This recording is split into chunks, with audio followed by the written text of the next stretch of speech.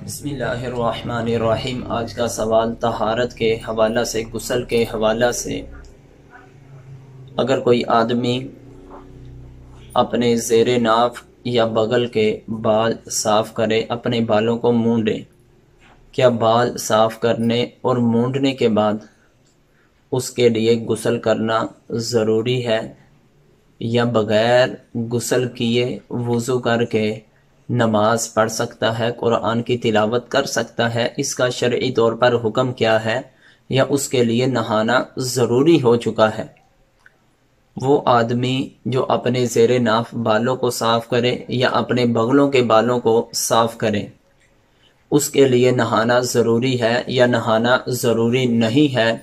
اس سے پہلے ہمیں ایک ضابطہ سمجھنا ہوگا۔ وہ ضابطہ یہ کہ کن چیزوں سے انسان پر غسل فرض ہوتا ہے۔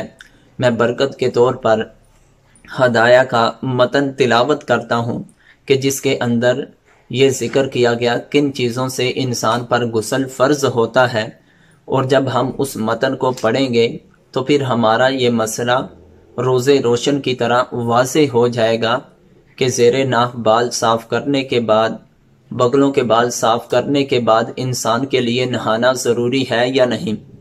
صاحب ہدایہ لکھتے ہیں، الموجبات للغسل انزال المنی علی وجہ الدفق والشہوۃ من الرجل والمرأة۔ صاحب ہدایہ فرماتے ہیں کہ غسل واجب ہونے کے لیے منی کا کود کر، اچھل کر اور شہوت کے ساتھ نکلنا ضروری ہے، وہ چاہے مرد سے ہو یا عورت سے ہو۔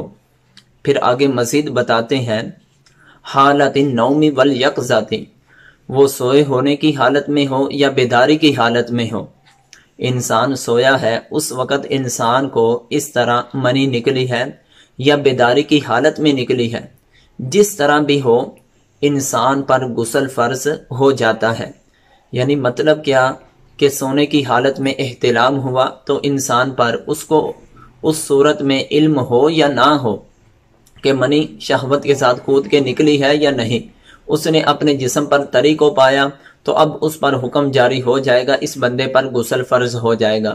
بیداری کی حالت میں، چاہے وہ مشت زنی کی صورت میں ہو یا ہم بستری کی صورت میں ہو، جب وہ منی نکلے گی تو انسان پر غسل فرض ہو جائے گا۔ پھر آگے صاحب ہدایہ فرماتے ہیں، والتقاء الختانین من غیر انزال، اگر دو ختانین یعنی مرد اور عورت کی شرمگاہ آپس میں ملے، اگر ختانین والی جگہ آپس میں چھپ جائے، اگرچہ منی خارج نہ بھی ہو تو انسان پر، مرد عورت پر غسل فرض ہو جاتا ہے، کیونکہ نبی کریم علیہ السلام کا فرمان ہے، اذا التقى الختانان وغابت الحشفہ وجب الغسل، کہ نبی کریم علیہ السلام نے فرمایا کہ جب دو ختنوں والی جگہ مل گئی، حشفہ غائب ہو گیا، غسل واجب ہو جائے گا، انزال ہو یا نہ ہو۔ پھر تیسرے نمبر پر فرمایا، والحید وقضى النفاس، حیض کی صورت میں بھی اور نفاس کی صورت میں بھی غسل فرض ہو جاتا ہے۔ یہ چار چیزیں صاحب ہدایہ نے ذکر کی ہیں۔ تو جب ہم زیر ناف بال صاف کریں یا بغلوں کے بال صاف کریں، ان بالوں کو صاف کرنے سے ان چار چیزوں میں سے کوئی بھی چیز نہیں پائی جاتی، تو لہٰذا نتیجہ یہ نکلا کہ انسان کے لیے زیر ناف بال صاف کرنے کے بعد، بغلوں کے بال صاف کرنے کے بعد اس کے لیے نہانا ضروری نہیں، اس پر غسل واجب یا فرض نہیں ہوگا۔ ہاں، اس کے لیے نہانا مستحب عمل ہے، کیونکہ اچھا عمل ہے۔ اس کی وجہ یہ ہے کہ جب وہ زیر ناف بال کو صاف کرے یا بغلوں کے بال کو صاف کرے، اگر نہائے گا نہیں تو اس کو جسم پر کجلی ہوگی، خارش سی ہوگی۔ تو جب انسان غسل کر لیتا ہے، نہا لیتا ہے، تو ان چیزوں سے اطمینان حاصل ہو جاتا ہے۔